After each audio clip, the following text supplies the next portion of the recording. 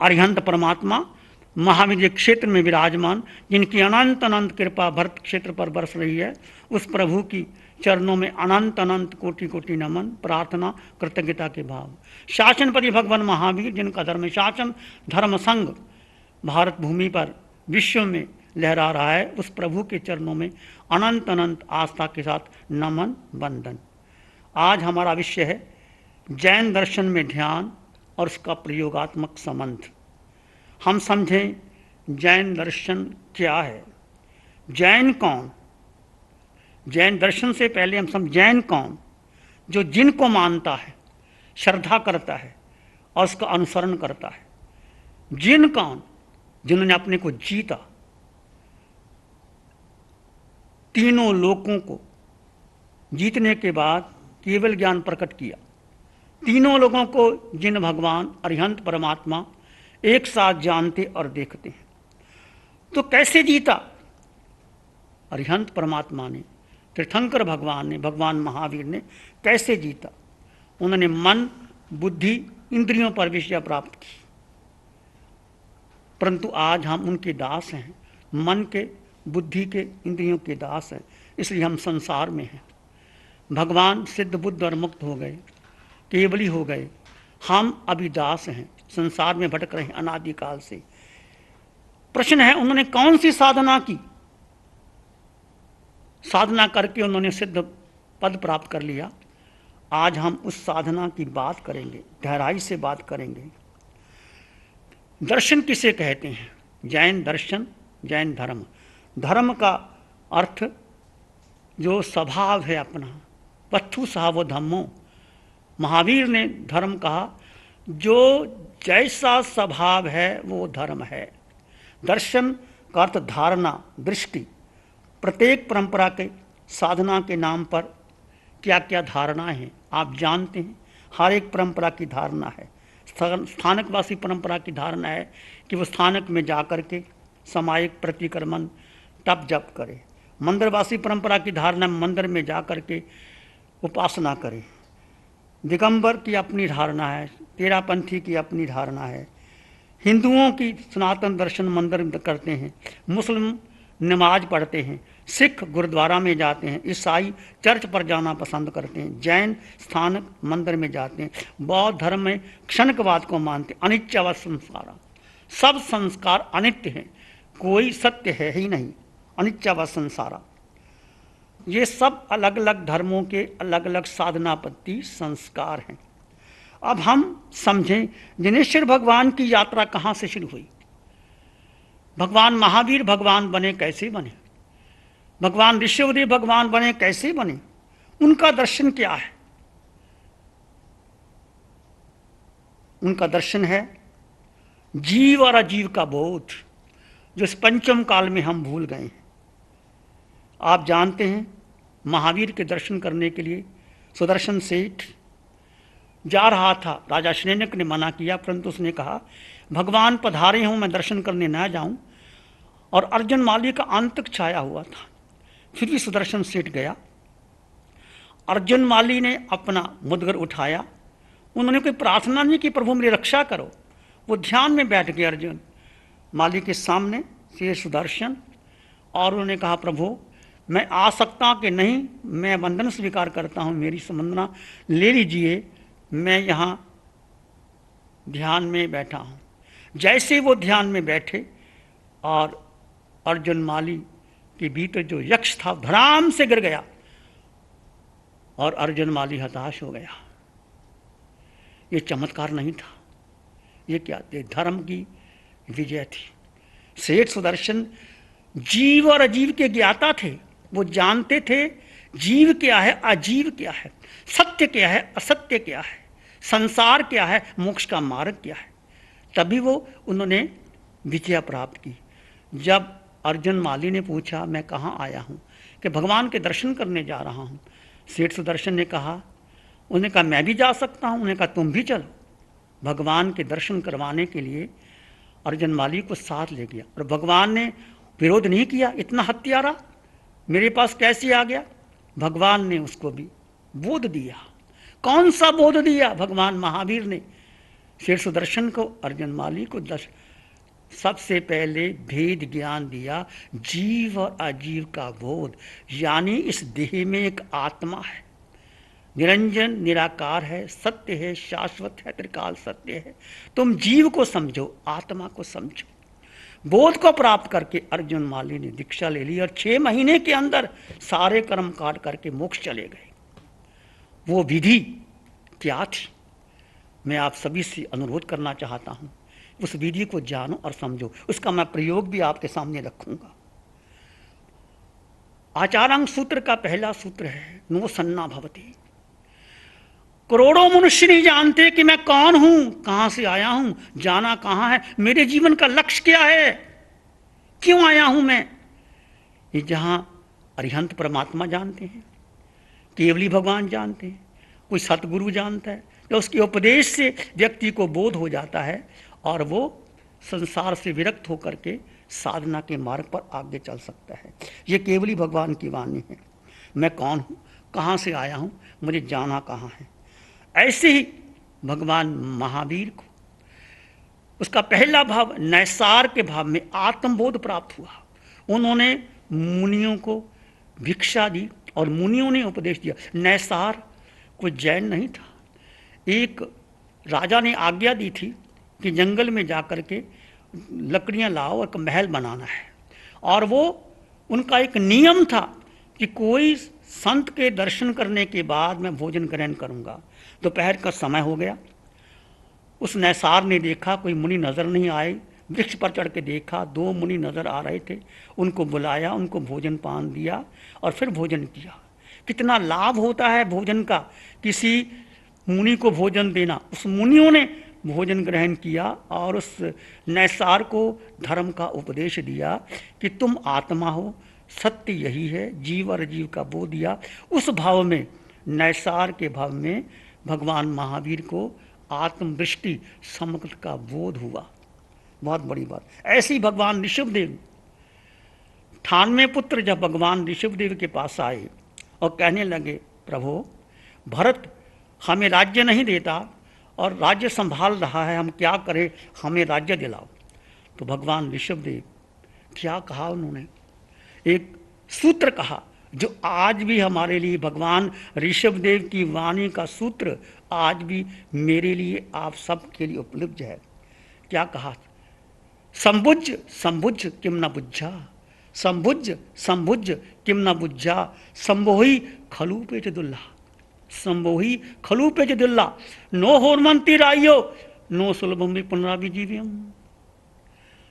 ए पुत्रो, बोधि को प्राप्त करो, संबोधि को प्राप्त करो। संबुझ संबुझ 2 बार कहा। बोधि को प्राप्त करो, आत्मबोधि को प्राप्त करो। आत्मबोधि का प्राप्त करना बड़ा दुर्लभ है। दिन रात बीत जाते हैं, बोधि प्राप्त नहीं होती।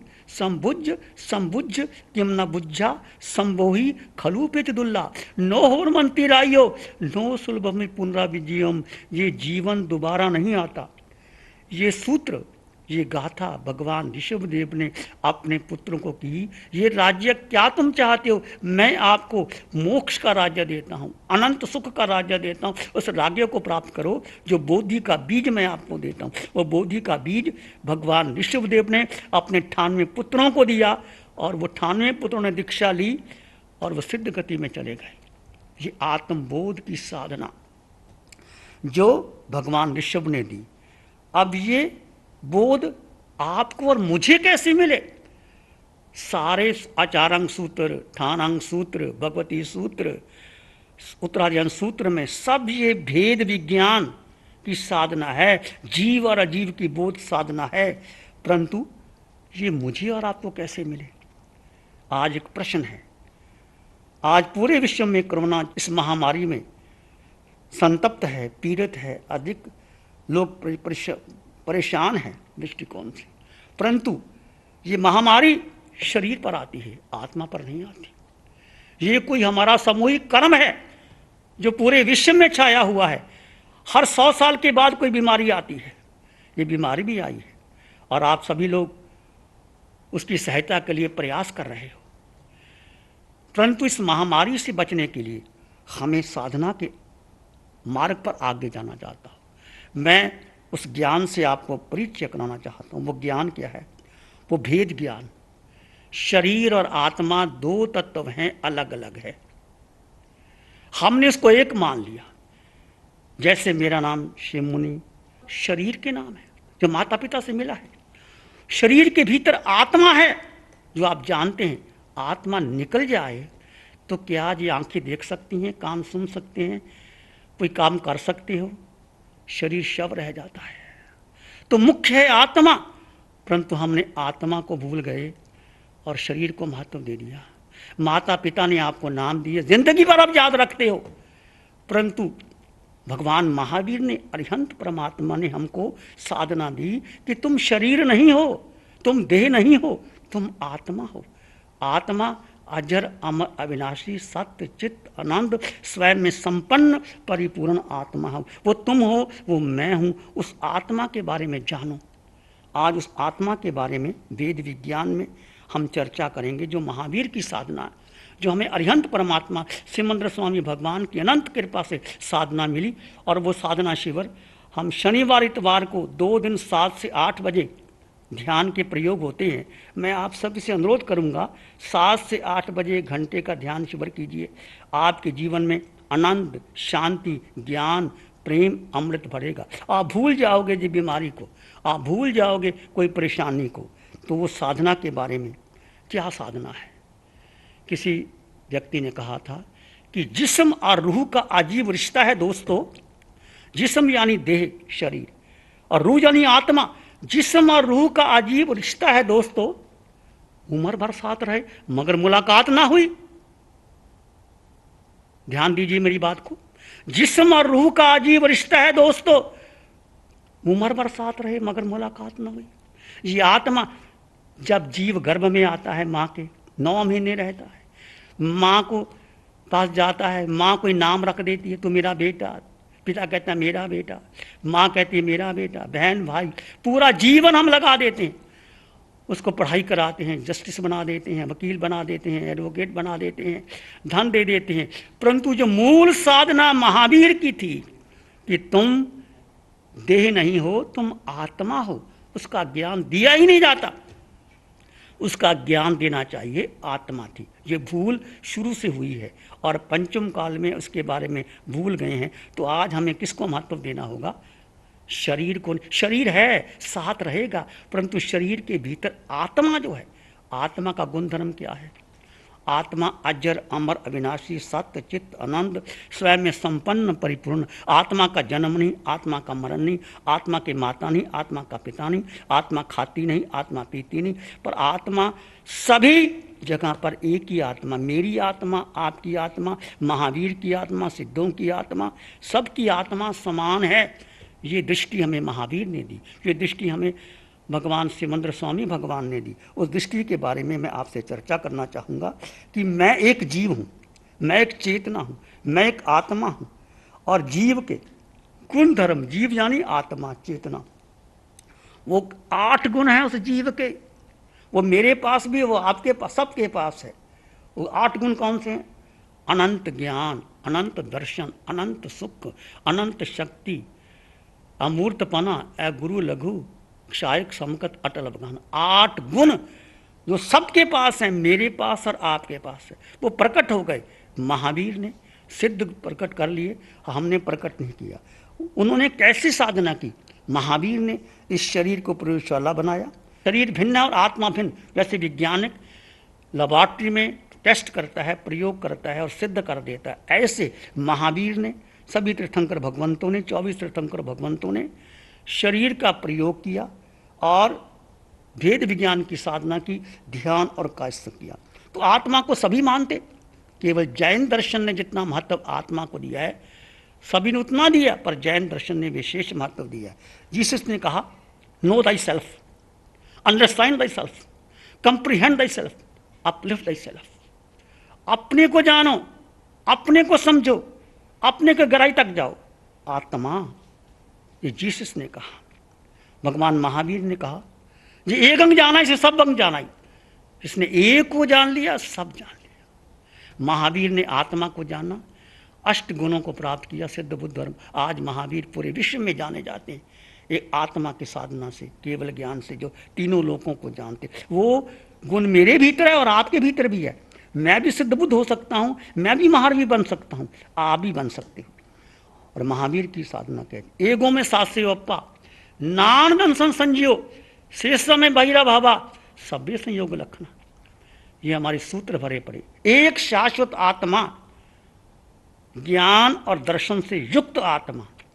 आत्मा अकेली नहीं है, उसमें ज्ञान भी है, दर्शन भी है। शेष समय बाहिरा भावा सभ्य संयोग लखना। बाकी सब बाहर है, संयोग है। किसी को धन मिल गया, किसी को सुंदर रूप मिल गया, कोई धनवान बन गया, कोई अमीर बन गया, कोई गरीब बन गया। ये पूर्व कर्म के अनुसार हम सब कुछ मिला है, परंतु आत्मा सबकी समान है, ज्ञान दर्शन से युक्त।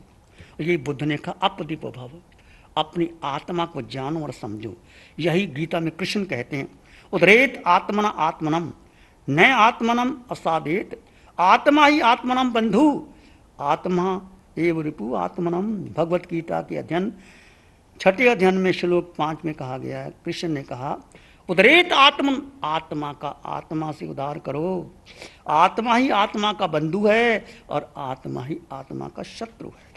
तो आप देखिए सभी धर्म, भारत के सभी धर्मों में जीसस ने और महावीर ने जो आत्मा पर बल दिया, सब ने आत्मा की चर्चा की, बताया गीता में, परंतु जो महावीर ने खोजा और वो आत्मा के बल पर खोजा, उसके बारे में सभी तीर्थंकरों के ध्यान और कौशल देख लीजिए। भगवान ऋषभदेव से लेकर भगवान महावीर तक जंगल में जाकर के साधना करते हैं। भगवान ऋषभदेव को 13 महीने भोजन नहीं मिला। वो किसके आधार पर?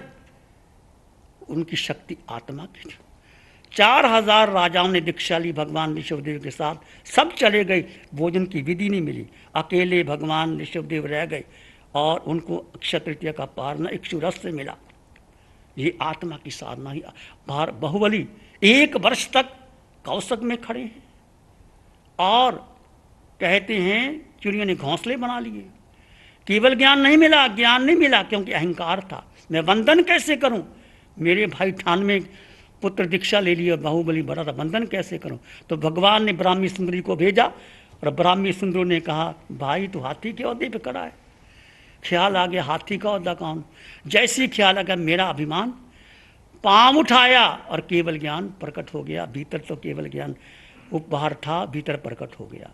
तो ऐसी साधना, ध्यान और कौशल की हमारे भगवान ऋषभदेव ने, बाहुबली ने 1 वर्ष तक ध्यान और कौशल किया। महावीर की 12.5 वर्ष की साधना में ध्यान और कौशल थी। तो ये ध्यान और कौशल क्या था? मेरी जन्म से ही शोध थी, प्यास थी कि महावीर की साधना मुझे मिले, इसलिए मैंने दीक्षा ली, पीएचडी की, डीलेट किया, किताबें लिखी, परंतु मुझे जो आत्मा का अनुभव था वो नहीं हुआ। पुस्तक पढ़ने से कुछ नहीं होता। मिश्री खाओ ना तब स्वाद का पता नहीं चलता। मिश्री की चर्चा करते रहो, गुणगान करते रहो, परंतु मिश्री खा ही नहीं, तुमने साधना की नहीं, उसका लाभ नहीं होता। तो मैंने भारत की विभिन्न विधियों की खोज की, सारे ध्यान शिविरों की, अंत में अरिहंत परमात्मा की साधना मिली, कृपा मिली, वो साधना मुझे मिली। वो साधना अरिहंत परमात्मा की पिछले 15 वर्षों से उस साधना का प्रयोग हम स्वयं करते हैं। इस कोरोना महामारी में हम 6 महीने में से यहाँ बैठे हैं, ध्यान का प्रचार प्रसार कर रहे हैं। पूरे विश्व में जो महावीर की साधना है, ध्यान साधना, उसका प्रचार प्रसार कर रहे हैं। तो 4 प्रकार के ध्यान है, आर्त ध्यान, रौद्र ध्यान, धर्म ध्यान, शुक्ल ध्यान। आर्त रौद्र हम जन्म से करते हैं, कहना नहीं पड़ता, हम अपने आप करते रहते हैं। ये साधना धर्म ध्यान से शुक्ल ध्यान आने की विधि है। क्या है धर्म ध्यान, क्या है शुक्ल ध्यान? इस साधना का प्रयोग मैं आपके सामने करना चाहता हूँ, कराना चाहता हूँ। आप थोड़ी देर के लिए आप आंखें बंद कर लीजिए। जैसे जैसे मैं कहूँगा आप उसके अनुसार चलते चले जाइए। ये 20 मिनट का प्रयोग होगा, उसके बाद इस पर हम चर्चा करेंगे। आंखें बंद, शरीर को कोई एक सुखद आसन दे दें।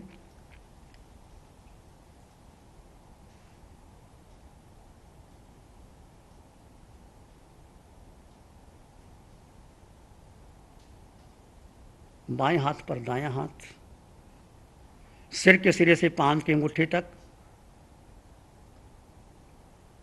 अपने भीतर शुद्ध चेतना का एहसास कीजिए। देह और आत्मा दो तत्व जुदा जुदा है।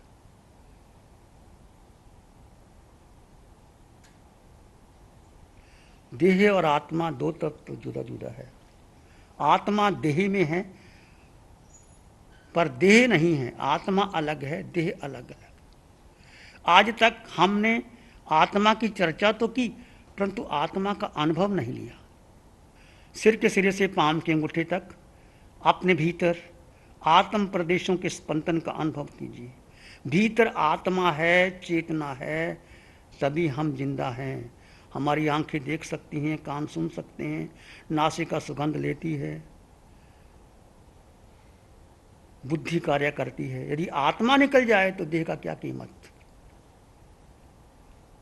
तो देह को एक आसन में स्थिर कर दिया और आत्मा के स्पंदन का अनुभव कीजिए। सिर के सिरे से पांव के अंगूठे तक एक शुद्ध आत्मा। सारे संबंध विच्छेद कर दीजिए। आज तक जो संबंध तुमने बनाए थे कि मैं पुरुष हूं, स्त्री हूं, विद्वान हूं, धनपति हूं, साधु हूं, साध्वी हूं, समाज का बहुत बड़ा सेवक हूं, भूल जाइए। सारे संबंधों से अलग हो करके तुम केवल इस देह में आत्मा हो। उस आत्मा का अनुभव करने के लिए थोड़ी देर के लिए अपने आप को अलग कर दीजिए, दुनिया से अलग कर, cut off your connection which each and everybody else, concentrate on your self. जो आत्मा सिर के सिरे से पांव के अंगूठे तक तुम्हारे भीतर विद्यमान है,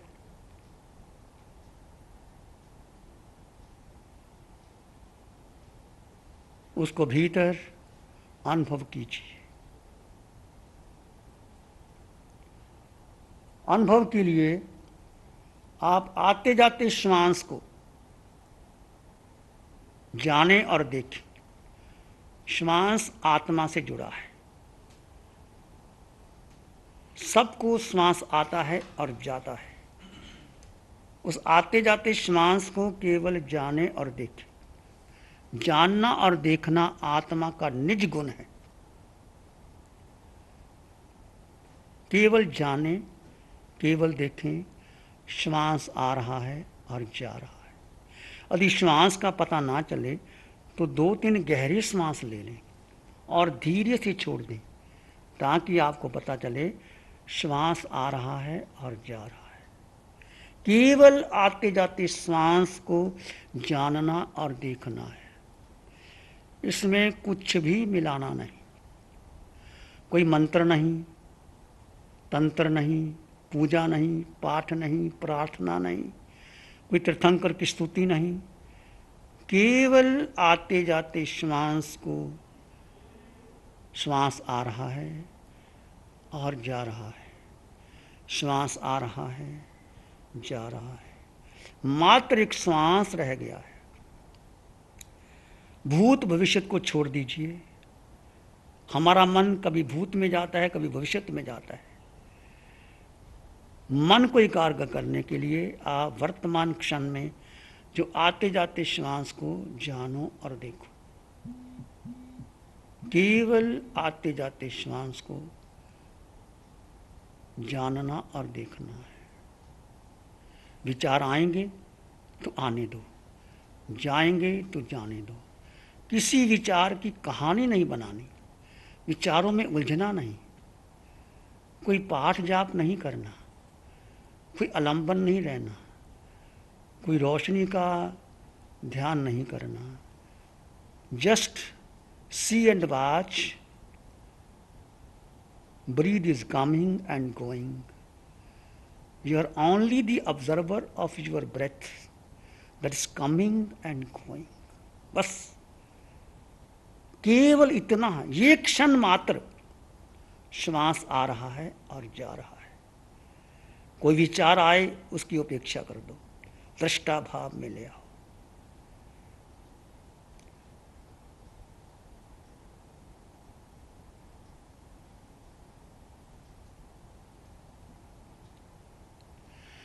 आते जाते श्वास पर रहे निरंतर ध्यान, मन साधे मंगल होए, होए परम कल्याण। आते जाते श्वास पर रहे निरंतर ध्यान, मन साधे मंगल होए, होए परम कल्याण। केवल आते जाते श्वास को मात्र साक्षी भाव से, दृष्टा भाव से, जो आपकी चेतना का आत्मा का निज गुण है, जानो और देखो। देखते देखते आपके विचार धीरे धीरे शांत होते चले जाएंगे। फिर भी कोई विचार आए, उसकी उपेक्षा कर दो, उसको महत्व ना दो।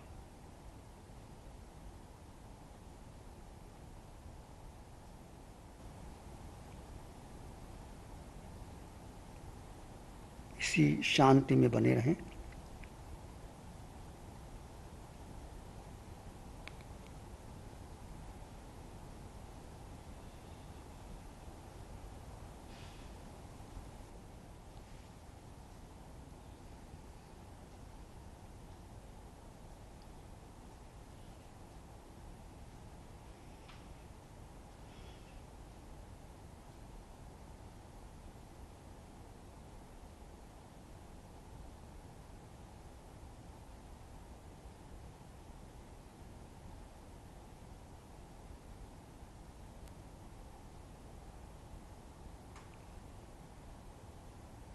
गहरे गहरे चले जाएं।